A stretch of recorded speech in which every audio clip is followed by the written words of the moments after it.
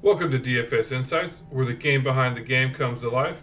I am David Geislinger, and alongside me is David Grant Jr., my cousin and co-strategist. The teams up on the block are the Milwaukee Bucks at the Los Angeles Lakers.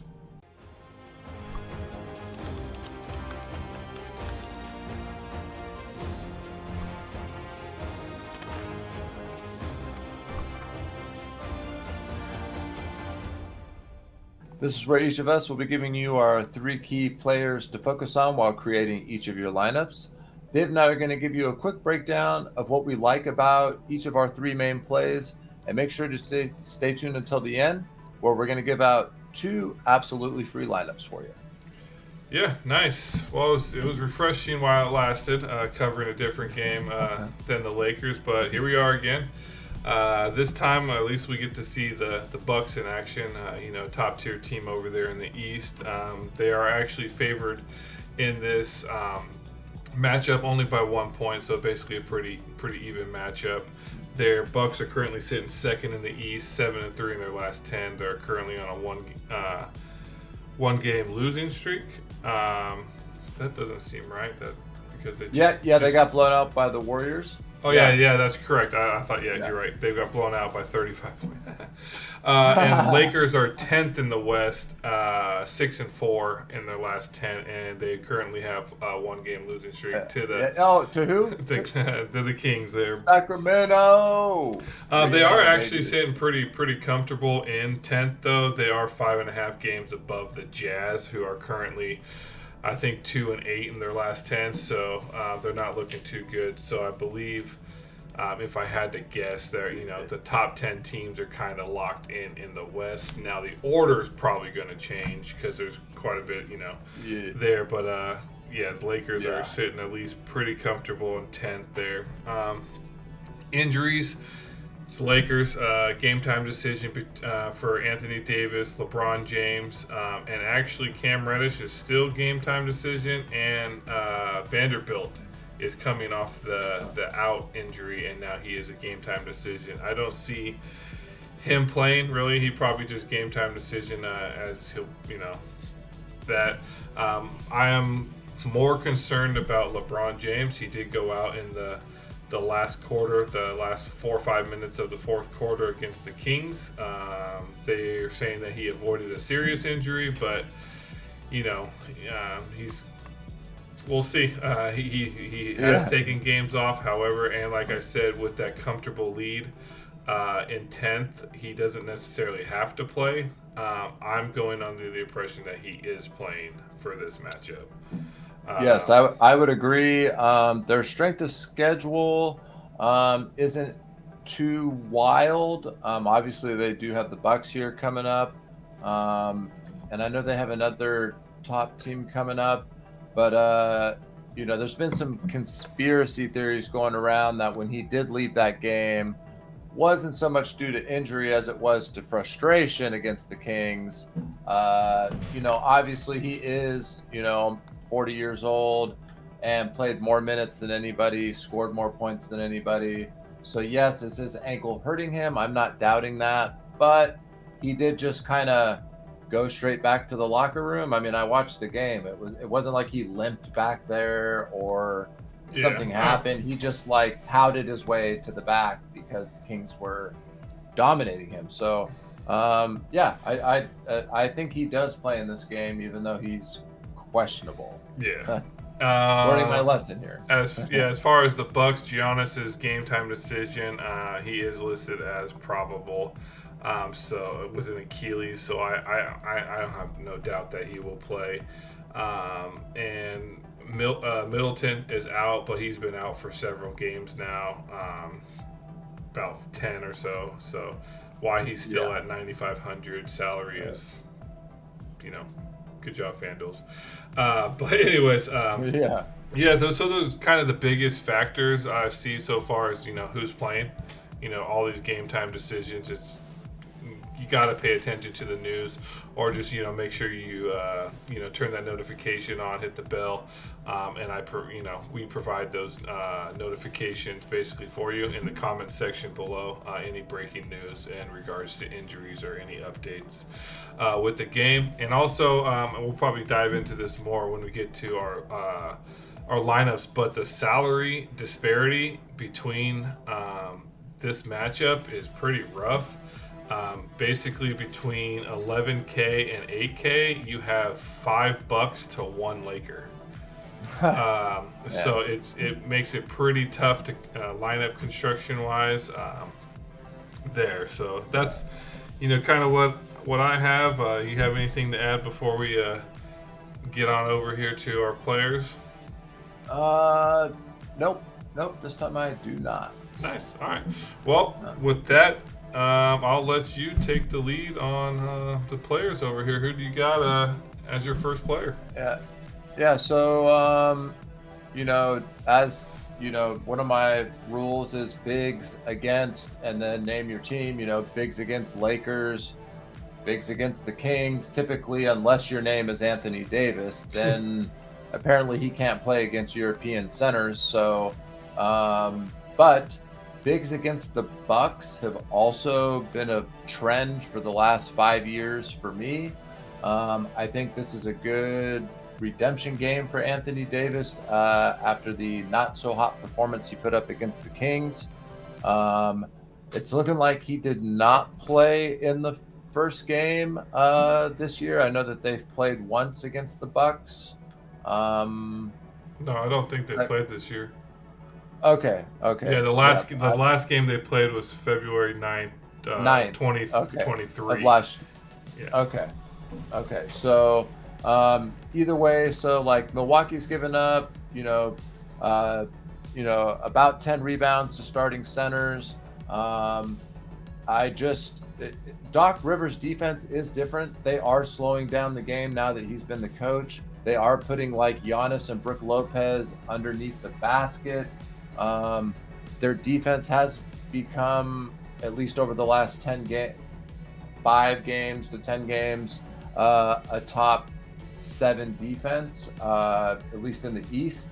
So either way, AD's that athletic type of guy who can get in there and do work. And if the Lakers are going to have any hope of securing that 10th spot or going any higher, they're gonna need AD's help. He's at 16K. Giannis is at 17K. They both have the same ceiling. I feel like Anthony Davis's floor is obviously a little bit lower because of his injuries and that type of stuff, to where Giannis's floor does seem to be a little bit higher. But I'll take that 1,000 discount as I'm building most of my lineups and go Anthony Davis, knowing that between him and LeBron and D'Angelo Russell, they're not quite as stacked and as deep as the Bucks are. So I could just see Anthony Davis, being needed more and being less than Giannis, and can put up Giannis-like numbers. I just like that. So my first pick is going to go with AD. What are your thoughts? And then who do you got for your first pick here? Yeah, no, I like AD. 16K. I like that he's remaining at 16K, and that's I'm assuming solely because Giannis got put at 17K, or else I believe Anthony Davis would probably be at 16.5 or higher. It's crazy. He does seem to have kind of problems with European centers, which is kind of a weird stat to mention, but it's true. I see him playing. Obviously, if LeBron's out, his usage goes up as well. So I'm curious to see if he can, kind of get back into the swing of things. And like you're saying, I mean, his floor is, ultra high, and his ceiling's, even higher. So yeah, he's definitely a good play, and that extra 1,000 does definitely come in handy. But on the swing of things, I'll go with my first pick and do the other top dog here. Giannis is my first pick. So, kind of going over it, he's averaging 31.9 minutes in the last 5 games. His usage is insane, 30.5. He's averaging 50.4 fantasy points now. Keep in mind that's an asterisk. He didn't play against the Clippers, and that was 2 games ago. I did not take that 0 into consideration. I did the 5 games that he played. And then he's projected roughly 54.5 points this matchup. So, to me, clearly that's MVP numbers. Star would be more for the ownership play there, because I have a feeling that Giannis will be, him and AD will basically be the MVP candidates of this, the highest owned MVP candidates, I should say. Lakers are, 12th against power forwards, and he's power forward center, but he is a quote unquote a power forward listed as. Lakers have given up 38 points to Gordon, 48 points to Kuzma, 45 to Kawhi Leonard, 41 to Durant, and 41 to Soshkin from the Spurs. So yeah, they're giving up 40 plus points to power forwards in their last quite a few games. So I have a feeling this is going to be more feast than famine for Giannis. So that's why I'm kind of picking him, and sure. I can eat the extra 1,000, but that just means I got to make really wise decisions down in the utility, basically.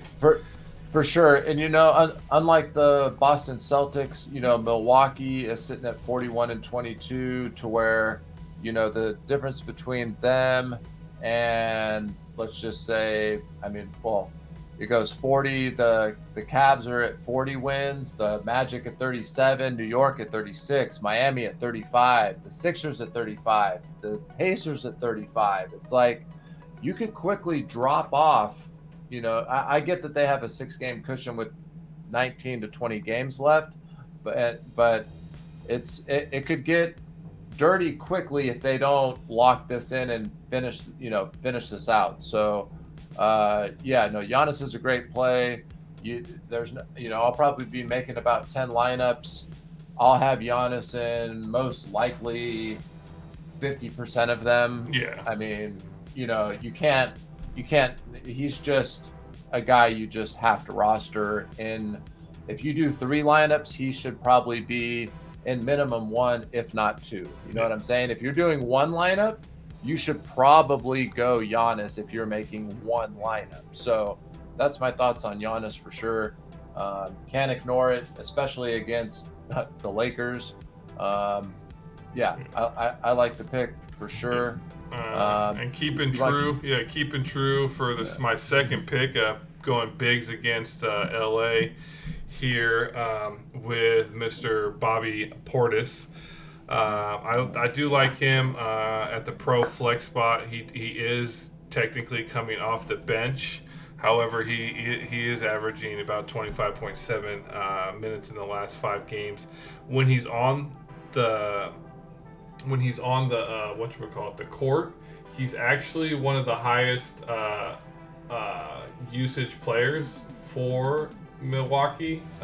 He's only really behind Giannis, which is insane. He's above Damian Lillard when it comes to usage. He's averaging 35.9 fantasy points in the last 5, and he's projected this matchup 34.7. Bigs against LA, can't argue those facts. We've seen it clearly, and his numbers would probably be even higher projection if anyways. LA's 26th against centers. I know he is listed as a power forward center position, but he typically does come in for Giannis, but then he kind of stays in when Giannis comes back, looking at it. Lakers have given up 61 points to Sabonis just last game 2 days ago. 57 to Jokic, 58 to Nurkic, 80 to Wembley.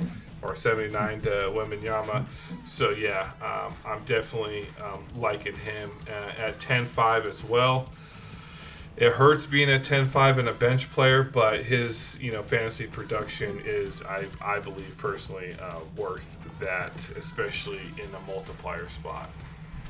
Yeah. Yep. I fully agree. Bobby Portis, one of my favorite fantasy plays since he's joined, even before the Bucks, when he was on the Bulls. I mean, anywhere he goes, he just gets it done. Fantasy per minute beast. When he's out there, he's involved in the action. Typically exceeds expectations, which is what I like. Like you said, at 10-5, I think I could honestly see this game getting out of control. The Kings just, basically dominated the Lakers, and now they're going to come in and face, the one of the top guys in the East. I could see them, the score getting a little out of control. If it does, Bobby Portis will get that extra playing time without some of the other guys on the floor. If he does, he can have easily a 49-point fantasy night like he did a couple nights ago against the Clippers. I mean, he played 30 minutes and had 28 real life points, 16 rebounds and 2 assists in 30 minutes. I mean, the dude's just a beast. So at 10-5, I really like the play. He's someone I'll always be exposed to, especially when the slate calls for bigs against this team. Like you said, power forward, center. Yep, great play. I'll be exposed to him heavily as well. Nice. Who you got as your second pick on this slate here? So my second pick, with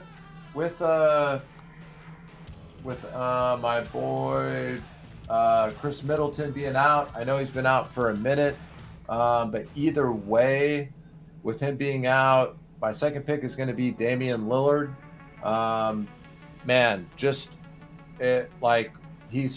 He's from California. He's from Oakland. Usually when he plays the Warriors, he really shows up. Either way, coming back to California, I'm sure he'll have some people travel down to be there for the LA game. He's one of those guys that likes to show up and show out. At 13-5 for Damian Lillard, that's just too cheap, kind of like how De'Aaron Fox the other night was only $14K.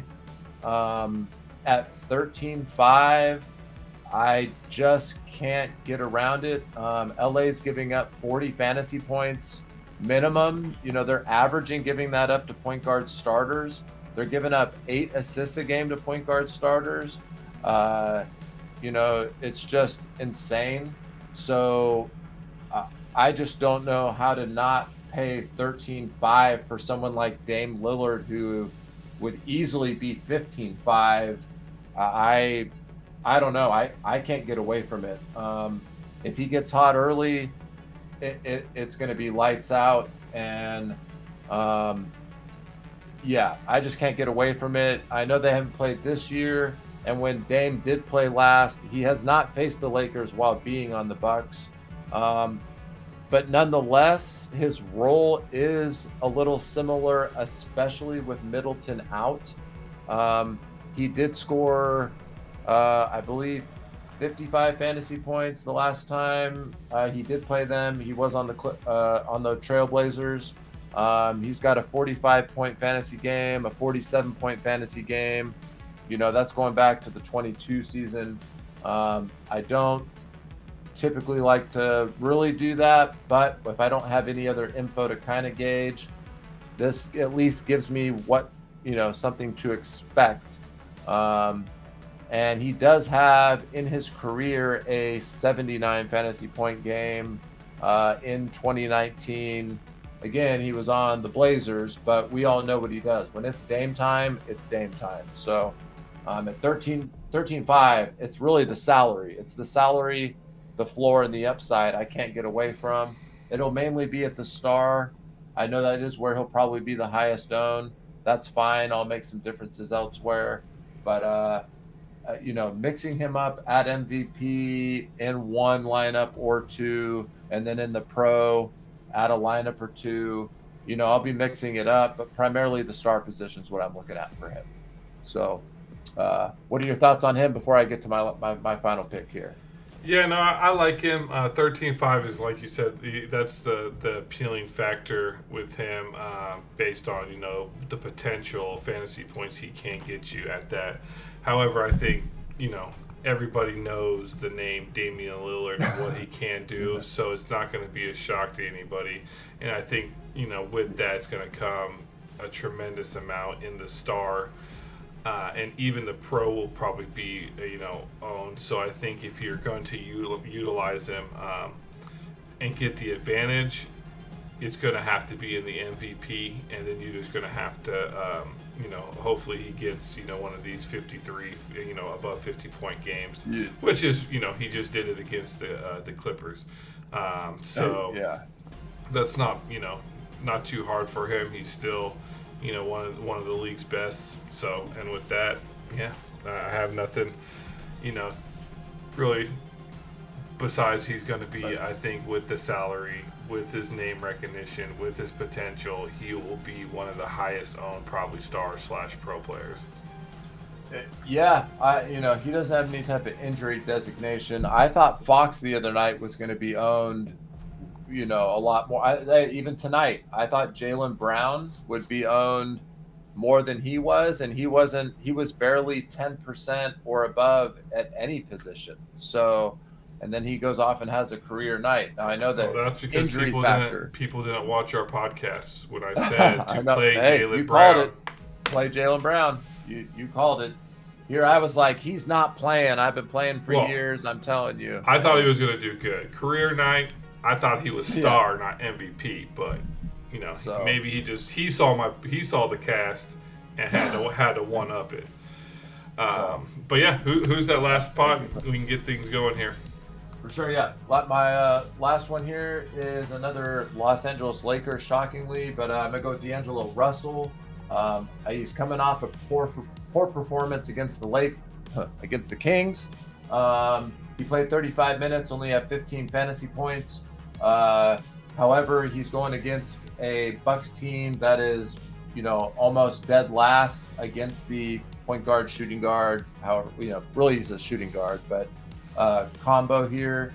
And these type of trends, a lot of people might not agree with, but if you look over his last couple games, he had 15 fantasy points, then he had 49, then he had a 25, then he had a 39, then he had a 26, then a 38, then a 36, then a 40, then a 48, 27, 42. I mean, it's almost every other game, and he doesn't have two bad games in a row, regardless of the opponent that's there.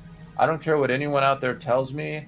That is some type of trend that I pay attention to. So while some of these stats on here might tell me, oh, Milwaukee's only allowing 32 fantasy points to point guard starters, and that's what he is falling under. At 12.5, I could easily, he's the third main guy, especially if Rui Hachimura or Reeves doesn't do their part. It's on D'Lo. He really is the third guy in line before going to Reeves and then Hachimura. So D'Lo's got to come together with AD and Bron in this game. They need these wins, and the way everything's trending, to me, I think he's going to have a big game. So, especially at home. So that's my final pick. What are your thoughts on that? Let's get to your final pick and get to these free lineups for our people out there. I like Russell. I will like him more if news comes out and LeBron is not playing. He does very well. Like upwards of 10 additional fantasy point wise when LeBron's out. So obviously I'm going to be keeping an eye on there. I will have him in a few lineups. I like him. He does contribute. I think the Kings game was an outlier. I think it was more like Kings just got on a run and the Lakers were just swapping to try to figure out how to stop it.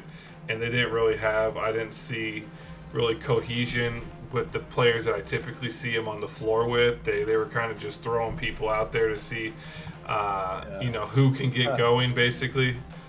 Because after the first quarter, it was all the Kings. But yeah, no, I like him. Definitely have him in a few lineups, and then obviously in more if news comes out that LeBron isn't playing. With LeBron not playing, I can probably definitely see him even up in the star. At the star, yeah, for sure. So yeah, no, I like it. I'm gonna go. Man, my third pick. Going back to him. I didn't go back to him when I should have against the Kings, but Rui Hachimura here. He had a great night against the Kings. He is averaging the last 5 games 31.1 minutes. Usage has actually gone up about 3-ish since the last time we've covered him. He's at 20.5 now. He's averaging 27.9 fantasy, and he's projected about 20.9 fantasy points in this. Spots I like him in, pro and flex, obviously. I think in order to kind of get the benefit, you throw him up in the pro. However, I'll probably be maintaining that utility. He's averaging about 25%-ish in utility and about 3.4% in the pro. So he'll definitely be a good pick if he can catch, fire like he did against the Kings, where he, I think he got about 45 fantasy points yesterday against the Kings there. He looked good. He looked good against the Kings. Yeah, I like him because I think the matchup serves him well. I mean, I'm not just going him because he had 45, because if you look at previous, that 40 point game, he's only had 2 in the last 10, 15 games. So I'm looking for more at a 9,500 salary. I'm looking more, 9,000 salary. I'm looking more, 20 to 30 range in the utility spot, and I can be happy with him. And he gets that, basically 9 out of 10 times he at least gets those numbers. So that's the reason. Obviously, I think he'll be even higher owned because people will see that 40-point game and a 9K salary, so they'll think that he's going to do it again. So unfortunate there, but if you just look at the players below him, I don't have all the confidence in the world, especially when it comes to Lakers players. Dinwiddie's a great player. He's just not getting the minutes to justify even at a 7,500 salary. Taurean Prince is so hit or miss. I do like him, but he's just too hit and miss. And then Jackson Hayes doesn't get the time, which I think he should probably be in a few lineups. But Hachimura is kind of really, unfortunately, one of the lower Lakers players that I feel really comfortable playing. I fully agree with you on that. It, as you mentioned, other than that, there's like 5 Milwaukee players to pick from as you go lower, and it's just rough. So I'm with you. I like the play. Because of his salary, because of all the things we've mentioned throughout the pod, I'll be having exposure to him as well. I do also like the matchup. He's small forward, power forward. I think if they go small a little bit, it's like Brook Lopez isn't your normal big anyway. He likes to shoot threes and that type of stuff. Giannis isn't a normal big either, so Rui can he fits in well with that game plan. So I could see him having another good game, especially at 9K. So I like the pick a lot. I'm with you on that too. Nice. And those are our 3 picks. I guess 6 in total, as we actually didn't repeat for this one. So that's pretty nice. Well, let's see how that translates over here to our free picks. So that way you guys can stop waiting for them here. So as we wrap up today's discussion, don't forget to hit that like button and subscribe to our channel if you haven't already. Um, and for a bonus here, joining the community, head over to our short section for 2 free prize pick players that are related to tonight's matchup. Those go live around 5 p.m., 5:30 p.m. Pacific time. Those will be the highest projected plays, the over-unders for prize picks there. I'll even put the percentage up there that is calculated, the percent chance to hit. It's our way of saying thank you and giving you more tools to help with your DFS arsenal. Whether you're here for the insights or the insider picks, we're here to make your DFS experience top notch. So please like, subscribe, turn on that notification, and we'll see you on the leaderboards. And David, take us away. Hey, yes, sir. Here's another Laker game in the bag for us. Pretty soon, come playoff time, we're going to be the Laker and LA Clipper professionals, as we have been covering them a lot. Excited that we get to cover Boston Celtics from last night, and here we are with the Bucks tonight. Getting to know that East Coast a little bit. Please leave your comments down below. If you got any questions, we'd love to know who your best play is, who your favorite play is, and why. Please leave that down below. Hey, good luck to all you guys out there, and we'll look forward to making a lot of money with you. See you at the top. See you next time.